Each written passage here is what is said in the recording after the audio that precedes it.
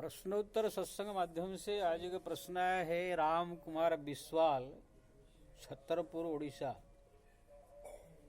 उनका प्रश्न है कि कोई भी भगवान के धाम में निवास करना और अपने गांव में निवास करना, दोनों में अंतर क्या है।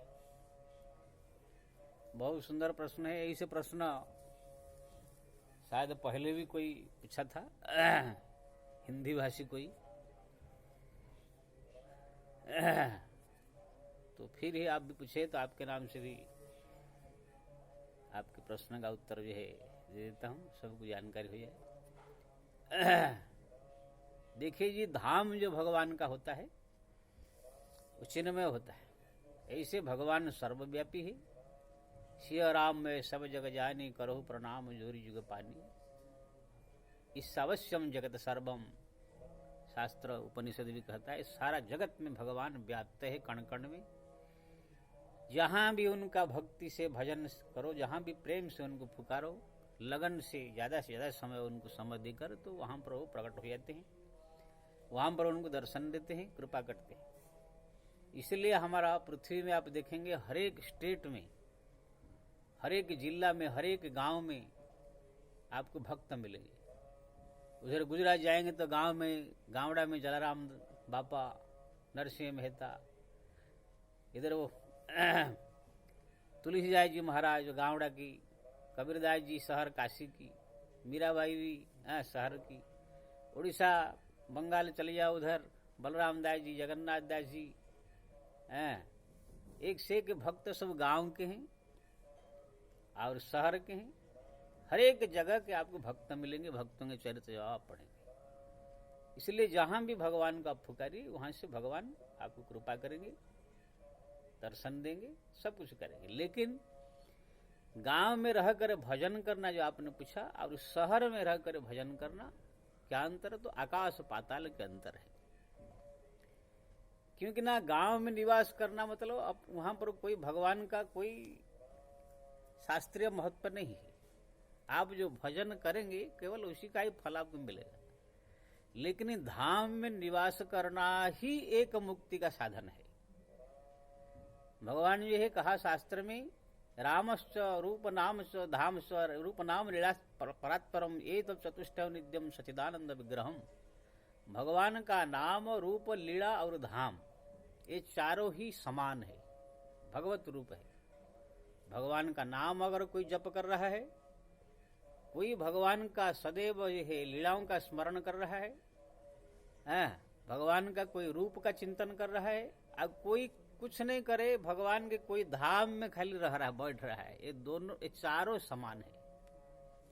कोई अगर अपने गांव में बैठ के राम राम राम राम जप रहा है, लेकिन कोई आकर के जगन्नाथ जी में या बद्रीनाथ में या हरिद्वार में या वृंदावन में खाली वहां पर कोई और बैठा हुआ है, कोई धंधा बिजनेस भी कर रहा है, तो भी जप करे चाहे न करे तो भी वो भगवत धाम जाएगा। लेकिन गांव में रहने वाले अगर जप करेंगे तब उनका कल्याण होगा, नहीं तो नहीं होगा। क्योंकि ना भगवान का धाम चिन्मय है, भगवान का ही स्वरूप है। स्वयं भगवान ने कहा, अवधपुरी मम पुरी सुहावनी, उत्तर दिशि पह सरजू पावनी, जा मद्दन से बिनहि प्रयासा, संस्कृति मूल विद्यानाशा। यानी कि भगवान का धाम की इसे महिमा है, जहां पर स्नान करने से, बैठने से, उठने से, वहां दर्शन करने से मुक्ति मिलती है। बद्रीनाथ के बारे में कहा गया, जगन्नाथ के बारे में स्कंद पुराण में आप देखेंगे, तीर्थ महिमा से भरा पड़ा है। कोई भी धाम में जब कोई निवास करता है तो मरने के बाद भी उसकी मुक्ति हो जाती है। जैसा हमारे स्कंद पुराण में कहा गया एक कहानी कि धनेश्वर नाम के एक ब्राह्मण था। वो केवल गंगा किनारे फूल बेचता था। वो कभी गंगा स्नान नहीं किया, कि कभी कोई पूजा पाठ जप तब कुछ नहीं करे, धंधा पानी बिजनेस के हिसाब से चला गया। फूल हार बेचता था, पब्लिक जो आते थे भक्त लोग को, उनको बेचता था। जीवन में कभी गंगा स्नान नहीं किया, ना पूजा ना पाठ किया। लेकिन मरने के बाद भगवान के धाम से उनके लिए विमान आ गए। वो भगवान के दूतों से पूछा, भाई मैं तो कुछ नहीं किया, मेरे को आप क्यों ले जा रहे हैं भगवान का धाम? ना आपने कुछ तो नहीं किया, लेकिन भगवान का जो धाम में निवास किया, गंगा किनारे निवास किया, उसी के फलस्वरूप आपको भगवत धाम प्राप्त हो रहा है। आपका जन्मा जन्मांतर के पाप सब नष्ट हो गया, आप मुक्ति का अधिकारी। और उसमें आपने धाम निवास किया, गंगा जी का भले ही स्नान नहीं किया, गंगा जी का हवा जो आपके शरीर में लगा, आने वाले भक्त संतों का आपने दर्शन किया, आपसे सब फूल माला हार सब खरीदते थे, ये सब बहुत सारे कारण। वहां पर जो हरिनाम का धुन जगह जगह होता था वो भी आपके कान में पड़ता था, भले ही आपकी इच्छा नहीं था सुनने को, श्रद्धा नहीं थी। ये सब बहुत सारे कारण संयुक्त होने के कारण आप मुक्त हो गए। तब जो है वो आश्चर्य हो गया, भगवान की महिमा का, धाम की निवास की महिमा उसको मालूम पड़ा। तो कहने का मतलब ये है, कोई अगर भगवान के धाम में खाली बैठ के पकौड़ी बेच रहा है या कोई दुकान खोल के बैठा है, खाली रह रहा है, तो भी वो मुक्ति उसका रिजर्वेशन है। लेकिन कोई अपने गांव में अगर निवास कर रहा है तो मुक्ति का कोई ये नहीं, वो भजन करेगा तब उसका गति मुक्ति का कल्याण होगा। जैसे उदाहरण संसार में आप देखेंगे, लोग जो है अपना खाने पीने के लिए, भोजन के लिए लोग तरह तरह प्रयास करते रहते हैं, धंधा करते हैं, बिजनेस करते हैं, कोई ना कोई काम धंधा ऐसा करते हैं, इससे उनका घर का भोजन चलता है। अगर किसी दिन काम धंधा नहीं मिला या पैसा की कमी हो गई तो फिर उसको भोजन प्राप्ति नहीं होगा। लेकिन अगर कोई अन्न क्षेत्र जहां पर हो, वहां पर पहुंच जाए, वहां पर जो है वो जाकर निवास करे, अगल बगल में कहां पर रूम भाड़ा लेके या काम धंधा करके,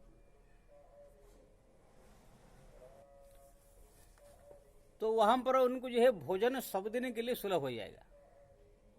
जैसे अमृतसर, पंजाब में एक अमृतसर जगह है, वहां पर 24 घंटा अन्न क्षेत्र चलता है और 1 लाख आदमी का प्रतिदिन भोजन होती है। यानी सुबह 6 बजे से दूसरे दिन सुबह 6 बजे तक, रात में दिन में कभी भी जाओ, कितना आदमी भी जाओ, वहां पर भोजन जो है जब चाहो तब आप भोजन कर सकते हैं। ऐसे बहुत जगह है, जैसे जलाराम बापा गुजरात में है और हरिद्वार में है, बहुत सारे गुरुद्वाराओं में है, हमारा हरिद्वार में भी है।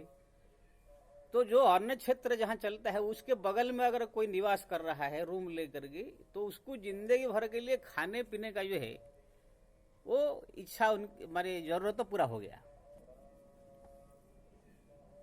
अब उसको जो है भोजन की चिंता करने की जरूरत नहीं, कभी काम धंधा मिले चाहे न मिले, भोजन की चिंता करने की जरूरत नहीं, वो रिजर्वेशन हो गया जिंदगी भर के लिए। लेकिन वही व्यक्ति अगर अपने गांव में या अन्य कोई शहर में जाकर वही काम धंधा करे, तो वहां पर अगर काम धंधा चल रहा है तो ठीक है, कभी अगर काम धंधा नहीं मिला या कुछ व्यवस्था नहीं हुआ तो वहां पर फिर भोजन के लिए परेशान हो जाएगा। तो ये अन्न क्षेत्र की महिमा है। ऐसे ही ये है भगवान की धाम में महिमा। धाम में अगर निवास कर रहा है कोई, तो मुक्ति पाना, मरने के बाद उसका मुक्ति कल्याण रिजर्वेशन है, उसको उसका टेंशन ही नहीं लेने का। लेकिन गांव में अगर आप निवास कर रहे हैं तो गांव में अगर भजन करेंगे, भक्ति करेंगे, तब तो जाकर कल्याण होगा, नहीं करेंगे तो फिर आपका कल्याण नहीं हो पाएगा। इसीलिए गांव में जो है निवास करना, धाम में निवास करने ये अंतर है। धाम में निवास कर रहा है कोई, मतलब मुक्ति अपने मुट्ठी में लेकर बैठा हुआ है। इसलिए जो है हमारे बहुत सारे संत साधु महात्मा सब बद्रीनाथ, केदारनाथ, गंगोत्री, यमुनोत्री, कोई हरिद्वार, कोई वृंदावन, अयोध्या में स्थायी रूप में निवास कर रहे हैं। हम भी तो ऐसे जगन्नाथपुरी में पास में हमारा जो है गांव है, फिर भी हम जगन्नाथ में रहा, अभी कुछ दिन जो है बम्बई में रहा। अभी हमारा पूरा प्रयास चल रहा है कि हम भी हरिद्वार उधर जाए, वहां पर विभिन्न प्रकार की व्यवस्था हो रहा है। कुछ दिन के बाद हम भी हरिद्वार में ही रहेंगे। हरिद्वार में सब व्यवस्था हो रहा है। तो ये जो है धाम की महिमा। दूसरी बात, जैसे आप गांव में रह रहे हैं, जो पूजा पाठ सुबह शाम थोड़ा मोड़ा करेंगे, उसके बाद गांव की माहौल ऐसा है, कहां पर आवाज आ रहा है, कोई चिल्ला रहा है, कोई गाली दे रहा है, कोई झगड़ रहा है, कोई लड़ रहा है, ये सब आवाज आएगा। लेकिन भगवान के धाम में अगर आप निवास करेंगे तो वहां पर जो है आप पूजा पाठ के बाद भी घूमने बाहर निकलेंगे तो कहां पर राम नाम धुन हो रहा है, कहां पर कथा कीर्तन हो रहा है, कहां पर जो है जय श्री राम धुन निकल रहा है, ये सब कान में आपका पड़ेगा। वृंदावन वहां पर घूमने के लिए जाएंगे गली गली, तो वहां पर हर मिनट सेकंड में आपको राधे राधे राधे राधे राधे, अयोध्या जाओ तो सीताराम सीताराम धुन ऐसे आपको सुनने को मिलेगा। तो गांव में आपका चै चै पू पा, बच्चों का हल्ला गुल्ला और पड़ोसी का झगड़ा है, देवरानी जेठानी का झगड़ा है, सास बहू का झगड़ा है, दुनिया भरे बवाल सब सुनने को मिलेगा। लेकिन धाम में जाएंगे तो भगवान का नाम धुन ये सब ज्यादा सुनने मिलेगा। तीसरी बात जो है शास्त्र में लिखा है कि आप अपने घर में बैठ करके जितना भी आप नाम जप करेंगे, पूजा करेंगे, पाठ करेंगे, वही पूजा पाठ आधा घंटा मान लीजिए करेंगे, वही आधा घंटा आप जाकर कोई धाम में, जगन्नाथ जी में, अयोध्या में, काशी में करेंगे तो उसका 100 गुना फल जो है ज्यादा मिलेगा, शास्त्र में लिखा है। वही अगर आप 100 राम नाम जपते हैं, जो फल आपको गांव में मिलेगा, अगर वही जाकर जगन्नाथ जी में या अयोध्या में बैठे जप करेंगे तो 100 को 100 गुना, यानी कितने 100 से 10,000 बार नाम जपने का फल मिलेगा। अगर आप दान अपने गांव में 1 रुपया करते हैं तो आप धाम में वही 1 रुपया दान करेंगे तो 100 रुपया दान के बराबर फल होगा। तो ये 100 गुना बढ़ जाएगा। और इस शास्त्र में लिखा है तुलसी वृक्ष के नीचे बैठे जप करो, कोई मंदिर में जाके जप करो, नदी किनारे जप करो, गंगा किनारे जप करो, ये सब अलग अलग 100 गुना बढ़ता जाता है। तो धाम में निवास करने का आप देखा, एक तो मुक्ति सब दिन के लिए रिजर्वेशन हो जाता है। धाम में निवास करने से नहीं चाहोगे तो भी कान में भगवत नाम पड़ता रहता है। वहां पर जो है जप करने से, पूजा करने से गांव से 100 गुना ज्यादा फल मिलता है। तो इसी प्रकार से जो है गांव में निवास करना और धाम में निवास करने में ये बहुत अंतर है। इसलिए मैं सबसे प्रार्थना करूंगा, अब भाई गांव में रह रहे तो सब लोग तो धाम जा नहीं पाएंगे, घर संसार परिवार सब छोड़े कहाँ जाएंगे। लेकिन घर संसार परिवार सब देखते हुए समय निकाल करके कभी कभी 2 दिन 4 दिन जाकर कोई धाम में जो है निवास करके वहाँ पूजा पाठ जप तप करके भी आप अपना कल्याण कर सकते हैं।